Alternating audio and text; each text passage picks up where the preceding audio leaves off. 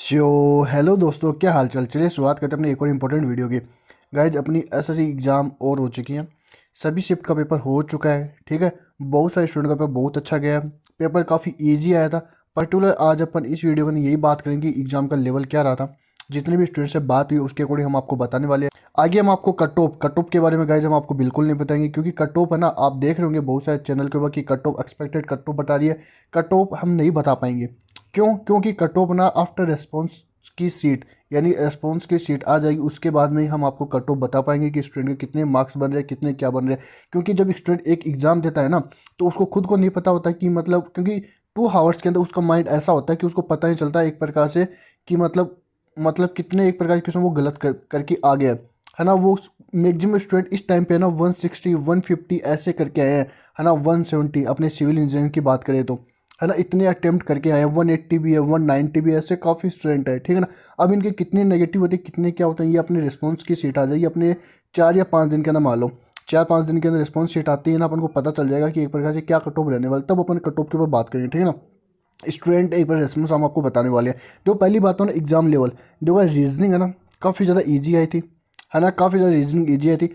4 से 5 क्वेश्चन ना मैथ के आए थे, है ना। 4 से 5 क्वेश्चन मैथ के आए, जिसमें एक क्वेश्चन तो अपने एवरेज का मान, 1 से 2 क्वेश्चन एवरेज का, है ना। एंड अपने प्रॉफिट लॉस के क्वेश्चन मान लो 2-3, है ना। प्रॉफिट लॉस के क्वेश्चन 2-3 मान लो। जैसे प्रॉफिट लॉस के ऐसे क्वेश्चन आए थे स्टूडेंट से, जैसे मेरी बात हुई, स्टूडेंट ने मेरे को बताया कि अपने ना कोई कंपनी है ना, तो उसके 4 ईयर का एक प्रकार से ये मतलब ये इतना इतना बेनिफिट है, तो उसके 7वें ईयर का या 7th या 4th ईयर का या 5th ईयर का 6th ईयर का क्या प्रॉफिट होगा, ऐसे क्वेश्चन आए थे। मतलब 4 का दे दिया, फिर 7th का या फिर 8th का, 4th 5th का, ऐसा कुछ पूछा है ना। ऐसे क्वेश्चन कुछ आए थे अपने रीजनिंग के अंदर। एक न्यू टाइप के क्वेश्चन आए थे रीजनिंग के, जैसे ना स्टूडेंट इसमें ज़्यादा ही अटक रहे थे। मेरे पास काफ़ी डीएम आए थे इसको लेके, तो है ना, कि सर जैसे कोई क्वेश्चन आ गया अपने रीजनिंग के अंदर कि 700 ओड वन आउट का क्वेश्चन था 158, है ना। 700 248, है ना। स्टूडेंट को काफ़ी स्टूडेंट को तो समझ में नहीं आ रहा, 02846, है ना, ऐसे फिर 84, तो इनमें ना ओड वन आउट कुछ है ना फाइंड करना, ऐसा कुछ क्वेश्चन आया था। स्टूडेंट इनमें ना काफ़ी कंफ्यूज हुए थे। आपके सीट में ऐसे क्वेश्चन आए थे, एंड आप भी अगर कंफ्यूज हुए तो कमेंट बॉक्स में जरूर बता के जाना। ठीक है। एक ना वो एथिक्स वाले क्वेश्चन, काफ़ी क्वेश्चन आए थे। स्टूडेंट बता दिए कि सर 8 से 9 क्वेश्चन तो एथिक्स वाले ही थे, है ना। 8 से 9 क्वेश्चन एथिक्स वाले, किसी में 10 किसी में 12 ऐसे भी थे।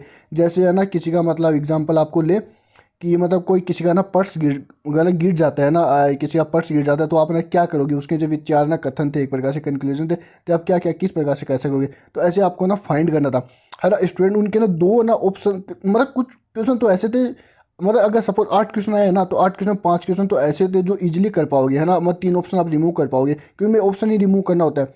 और इनके अंदर 3 क्वेश्चन ऐसे थे जिनके अंदर मतलब 2 ऑप्शन तो आपने कर दो कि हाँ भाई ये 2 ऑप्शन तो नहीं हो सकते, बट 2 ऑप्शन ऐसे थे जिनके अंदर काफ़ी ज़्यादा कन्फ्यूज कर रहे हैं, है ना। एथिक्स वाले ऐसे क्वेश्चन आए थे। आपको भी ऐसे कन्फ्यूज किया तो मेरे को कमेंट बॉक्स में जोर से बताना। ठीक है ना। जीके जीएस ऑलवेज, है ना, हार्ड आता, मतलब हार्ड तो नहीं कह सकते, मतलब मॉडरेट से ऊपर ही आया था। ठीक है ना। क्योंकि अपने टेक्निकल स्टूडेंट वैसा पढ़ता नहीं है उस लेवल तक का। ठीक है ना। तो जीके जीएस अपन वैसे कर सकते हैं, बट जीके जीएस के ना एक तो करंट अफेयर का पार्ट हो गया ना, है ना। करंट भाई साहब एनसीएस ने जो हमने माइंड मैप एक प्रकार से दिए थे ना, जो माइंड मैप का रोल रहा है एग्जाम के अंदर, वो भाई साहब एक्सट्रीम रहा है एक प्रकार से ना। क्योंकि है ना, जैसे है ना मेरी ऑलमोस्ट है ना सारी शिफ्ट के स्टूडेंट से बात हुई है ना। मैंने स्टूडेंट को सारे इंपॉर्टेंट टॉपिक बताए थे ना, सारे के सारे अपने माइंड मैप के। मैं स्टूडेंट को एग्जाम से पहले सारे mind map free of cost provide कर दिए थे ऐप के ऊपर, कि आप जाओ ये माइंड मैप पढ़ लो, इससे ही एक क्वेश्चन रहेंगे। पहली शिफ्ट के अंदर 2 आर्टिकल आए थे, दोनों के दोनों आर्टिकल माइंड मैप के अंदर। सारी शिफ्ट के अंदर आर्टिकल, जितने भी आर्टिकल हैं सारे माइंड मैप के अंदर। सेंसस से जितने क्वेश्चन आए थे सारे माइंड मैप के अंदर। स्कीम से ऑलमोस्ट सारे क्वेश्चन इसके अंदर। करंट अफेयर से ऑलमोस्ट क्वेश्चन इसके अंदर। माइंड मैप के अंदर मैक्सिमम क्वेश्चन है ना करंट अफेयर के। सारी शिफ्ट के अंदर, वो मैकेनिकल हो, इलेक्ट्रिकल हो, ब्रांच भी देख लो अपना, सब के अंदर माइंड मैप से क्वेश्चन आए थे फ्री ऑफ कॉस्ट। ठीक है ना। एनसीएस टेस्ट सीरीज के अंदर स्टूडेंट जब टेस्ट लगाते थे उस टाइम पे ऐसे बोल रहे थे कि सर आप है ना अदर टेक्स्ट बुक हो गए उनके कंपेरिजन में ईजी क्वेश्चंस डाल रहे हो। रीजन बताऊँ क्यों था उसका? क्योंकि हमारी टीम का ना एक कहना था कि एडुकेटिव जो आई है ना, वो ना आती है ना हार्ड क्वेश्चन नहीं देगी, है ना। आती है ना हार्ड क्वेश्चन नहीं देगी। क्यों नहीं देगी? क्योंकि वो नई नहीं आई है। वो एक प्रकार से सिमिलर रखेगी, ईजी रखेगी, है ना। इतने हार्ड क्वेश्चन नहीं देगी। बट भाई उसने तो ना हद से ज़्यादा ईजी क्वेश्चन दे दिए। हार्ड मॉडरेट भी नहीं कर सकते, ईजी क्वेश्चन दे दिए, है ना।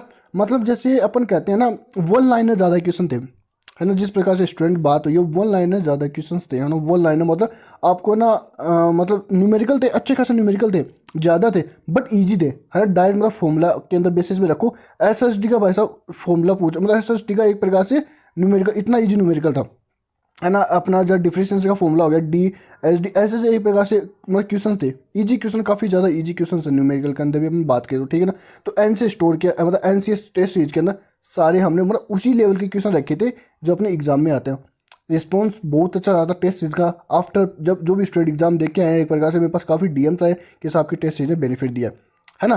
तो मतलब ये हो गया अपना एग्जाम लेवल की बात, ठीक है। कटो में आपको बता दिया, कटो में आपको अभी बिल्कुल भी नहीं बता सकता मैं, तो क्या जो बता रहा है ना वही भाई साहब, जो स्टूडेंट एग्जाम दे के आया ना, है ना, उसको भी एग्जाम का मतलब कट ऑफ के बारे में नहीं पता कट ऑफ क्या जाने वाली है।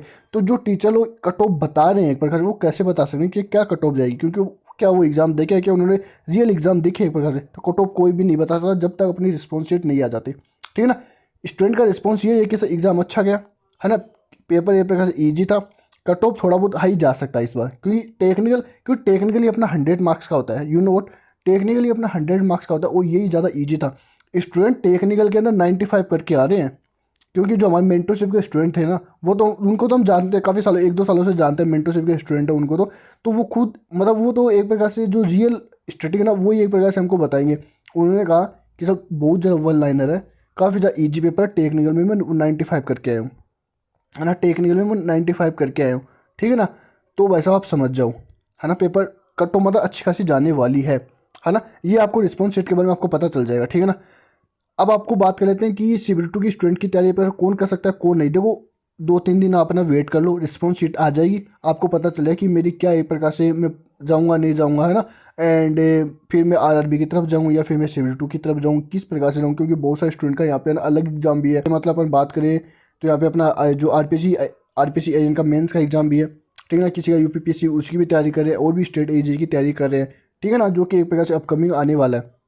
एग्जाम की डेट भी एक पास उनके अनाउंस हो चुकी है, ठीक है ना। तो मैक्सिमम उसकी भी तैयारी करेंगे। तो आपको किस तरफ जाना है, CBT की कैसे तैयारी करनी है, एक प्रकार से मैं आपको बता दूंगा, ठीक है ना। बट अभी आप 2-3 दिन वेट करो जब तक अपनी रिस्पॉन्स शीट नहीं आ जाती। एंड जिन स्टूडेंट को ऐसे लग रहा है कि भाई मैं तो 100% क्लियर हो जाएगी, मैं श्योर, मैं पेपर दे के आया, मेरी क्लियर है, तो बस अब आपको बताऊँ क्या करना है। अब आपको आपका सिलेबस ऑलमोस्ट कंप्लीट है, अब बस आपको डेली क्वेश्चंस लगाने हैं। डेली क्वेश्चन लगाओ, डेली ऑलमोस्ट मॉक लगाओ, चाहे सेक्शन मॉक लगाओ, कौन सा भी मॉक लगाओ, डेली मॉक लगाओ, हाँ, डेली क्वेश्चन प्रैक्टिस करो। मान के चलो अगर आप ओनली पर्टिकुलर CBT की तैयारी करो, SSC JEE CBT की तैयारी करो, तो मतलब डे है ना, एक दिन के अंदर आपको 300 क्वेश्चन प्रैक्टिस करनी है ना। ऐसी कोई किताब आप, ऐसी कोई बुक आप ना मत छोड़ना जो एक प्रकार से आपने जहाँ से क्वेश्चन नहीं लगाए हो, है ना। फिंगरप्रिंट सही लगा डालो, यूथ AE लगा डालो, JEE लगा डालो, ESC दोनों कंप्लीट कर डालो, गुप्ता एंड गुप्ता कर डालो, एंड जो भी आपके दिमाग में बुक है ना वो सारी कर डालो। चाहे कोई आप बड़ी रेफरेंस बुक, जब BN दत्ता हो गई, वो जितनी बुक है ना उनको आप करना चाहते हो तो कर डालो, सारी बुक्स कर डालो। जितने भी आपको टेस्ट आपको ज्वाइन करें वो कर डालो। तो CBT के अंदर ना आप करना चाहते हो तो ये सारी बुक्स आप है ना लगा लेना गाइज, ठीक है ना।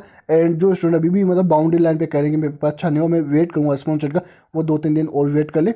अपना टेक्निकल वैसे इतने दिन अपना टेक्निकल और पढ़ ले, जो भी आपके टॉपिक एक प्रकार से वीक है ना। एंड कैसा भी अगर आपको डाउट नर्सरी JEE को लेके तो वो आप कमेंट बॉक्स में पूछ लेना। ओवरऑल की बात यही है कि एग्ज़ाम काफ़ी अच्छा गया, ईजी था, एडुकेटर ने काफ़ी इजी क्वेश्चंस दिए थे, ठीक है ना। घबराने की रिक्वायरमेंट है नहीं।